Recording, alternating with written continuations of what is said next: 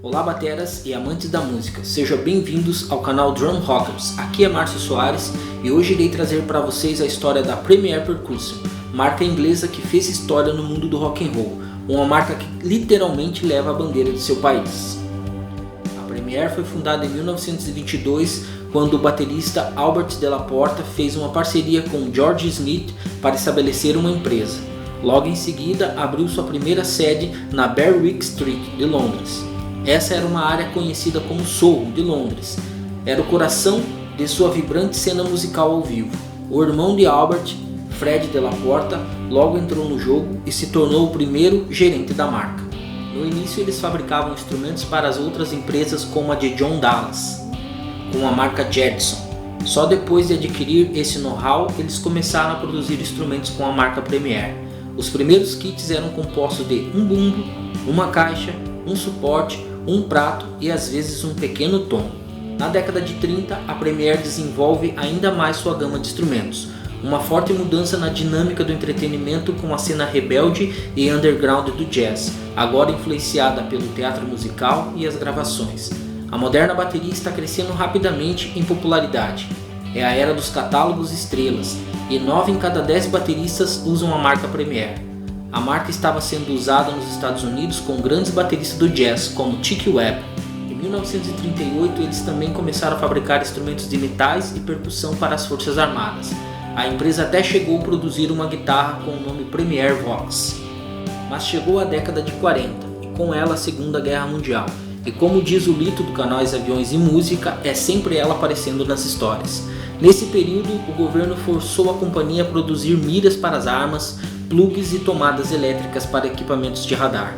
Nesse tempo, a fábrica foi bombardeada em West London e mudou-se para 3 barracões em Wigston.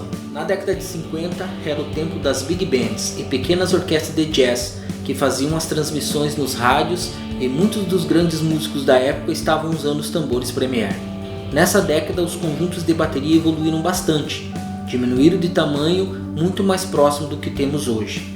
Grandes lançamentos de produtos como o pedal de bumbo 250 e o Zine Cymbal diferenciaram a Premier dos demais concorrentes.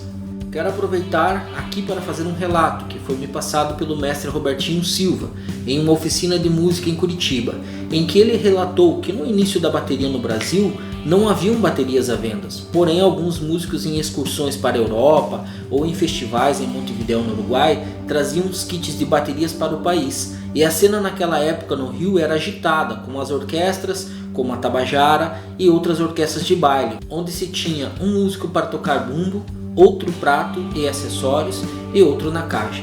E sem falar no famoso Beco das Garrafas, onde surgiu a cena samba jazz no Rio de Janeiro. Então a bateria era novidade, e o próprio Robertinho disse que eles levavam esses kits importados da Inglaterra para um senhor artesão em Jacarepaguá, que, como diz a música, é longe pra caramba, imagine naquela época. E esse senhor artesão nordestino reproduzia os kits e vendia a preços mais acessíveis aos pioneiros da bateria no Brasil. Chegou a década de 60, a era Beatles, e como músico inglês, as primeiras aparições de Ringo Starr foi com baterias Premier. Mas nessa época, a marca tinha novidades, com kits coloridos e várias configurações. A Premier encarou as necessidades dos músicos daquela época, e a simplicidade clássica dos novos kits ganhou muitos palcos e se tornou referência em qualidade. Foi nessa época que surgiu o lendário Keith Moon do The Who, usando os tambores Premier. Keith Moon era conhecido por seu estilo extravagante roqueiro e com muita personalidade. Um episódio que esse batera protagonizou foi lançar suas caixas janelas abaixo do hotel, que saíram rolando pelas ruas em cima de jornalista. Essa era a representação de uma juventude transgressora. Bateristas americanos influentes da era bebop como Kenny Clarke, Art Blake e Philip Joe Jones estavam usando setups Premier. Sam, o Yard, usando o setup com bumbo duplo no dramático conjunto de Duke Ellington Orchestra, se tornaram uma influência para os bateristas nas próximas gerações. Na década de 70, o baterista Kenny Clarke foi o catalisador por trás de outra inovação da Premier, o sistema de construção de tambores Shell Inside a Shell, um casco dentro de casco. Essa nova sonoridade casava-se muito bem com os diferentes estilos musicais, do trio de jazz ao rock nos estádios. Em 1976, a Premier abre uma nova fábrica em Linchester, e o punk rock explode no cenário musical do Reino Unido e envia uma onda a todo mundo. Um feroz orgulho nacionalista é a chave do movimento punk e de seus principais bateristas, como Paul Coke, do Sex Pistols, Red Scabs e Rock Rhythm. O punk vem acompanhado da New Wave e muitos bateristas se juntam a Phil Collins nessa onda. Nos anos 80, para atender os bateristas de hard rock, a Premier necessitava de sair do padrão jazz de bateria e criar novos setups para esse novo público. E assim a marca apresentou as séries APK e XPK, estabelecendo como verdadeiras marcas de qualidade, e teve como embaixador o baterista Corey Palmer, do Ásia, Roger Morgenstein, Dixie Dregs e Wingers, Charlie Morgan, Elton John, Harvey Manson, entre outros. Mas em 1987, como vimos no segundo episódio, a marca foi vendida a Yamaha Drums e produziu muitos kits da marca na Inglaterra até 1992, quando a Yamaha vendeu suas ações à Premier novamente. E veio a década de 90. A marca voltou a ser Premier Percussion, e para celebrar seu aniversário de 75 anos, a marca apresenta seus novos kits, Signia e Genista, em 1997. O baterista da época falava alto, como Brad Wilk, do Rage Against the Machine, e Nick McBrain, do Iron Maiden.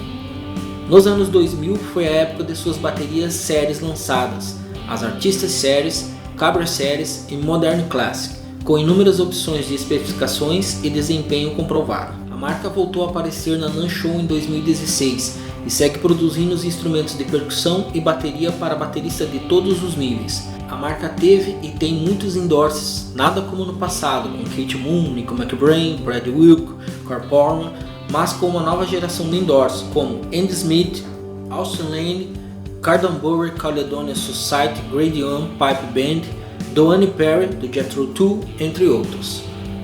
A marca já patrocinou Vera Figueiredo no Brasil, entre outros artistas, mas em rápida pesquisa não encontrei ninguém representando a marca neste momento, talvez por falta de importador no país. Bom, essa foi a história da lendária marca inglesa Premier Percussion. Se você gostou desse vídeo, deixe seu joinha, e se não for inscrito, se inscreva e não deixe de acompanhar novos episódios todos os sábados aqui no canal. Um abraço e até mais!